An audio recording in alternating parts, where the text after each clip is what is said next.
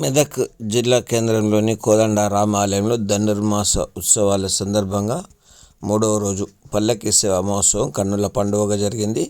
భక్తులు భజన పాటలు పాడుతూ 5 ప్రదక్షిణాలు చేశారు. అనంతరం ఆలయ పూజారి శ్రీభాష్యం మధుసూదనాచారి భక్తుల పేర్ల గోత్రనామాలచే ప్రత్యేక పూజలు నిర్వహించిన అనంతరం తీర్థ ప్రసాద వితరణ గావించారు. ఆలయ కమిటీ సభ్యులు భక్తులకు ఎలాంటి అసౌకర్యం లేకుండా చేశారు.